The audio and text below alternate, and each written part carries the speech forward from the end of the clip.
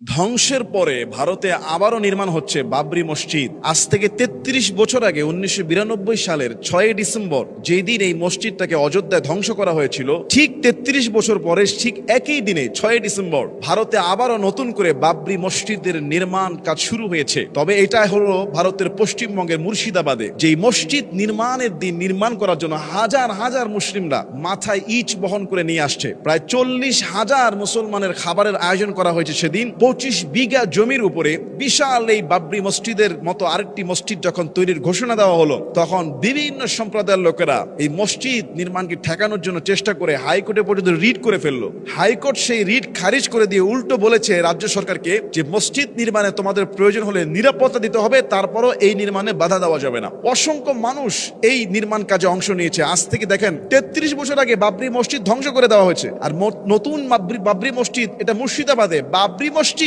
শুধু এই নামটা শুনেই অনেকে আবার অস্থির হয়ে যাচ্ছে। আপনার বিজেপি, কংগ্রেস থেকে শুরু করে অনেকে নাকি এটা বিরোধিতা করছে।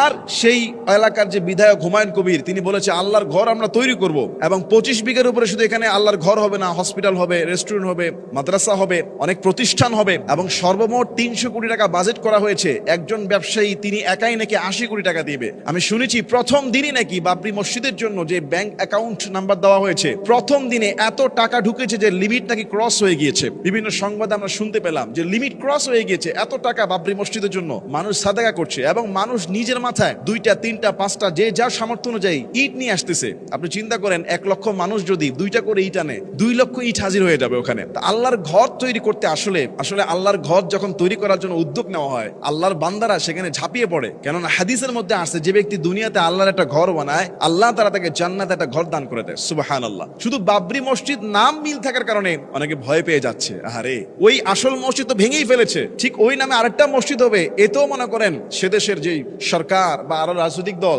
তাদের মাথা ব্যথা শুরু হয়ে গিয়েছে। ভাই সমস্যা কি? আপনারা তো একটা মসজিদ নিয়ে গেছেন ষড়যন্ত্র করে, চক্রান্ত করে ভেঙেই ফেলেছেন। আল্লাহর ঘর বাবরি মসজিদ নামে একটা কোন ১০০টা হলো আপনাদের তো মাথা ব্যথার কারণ ছিল না। এখানে তো আপনাদেরকে বাধ্য করা হয় না। এখন মুসলমানরা নামাজ পড়বে, রোজা রাখবে, হসপিটাল হবে, অনেক কিছু হবে। আল্লাহ তাআলা বাবরি মসজিদকে কবুল করুন। সমস্ত ষড়যন্ত্র থেকে হেফাজত করে গোটা বিশ্বের মুসলিম উম্মাহের জন্য এই জমিনকে আল্লাহ তাআলা ইবাদতের একটা সুন্দর নিরাপত্তার পরিবেশ দান করে দিন। আল্লাহুম্মা আমিন।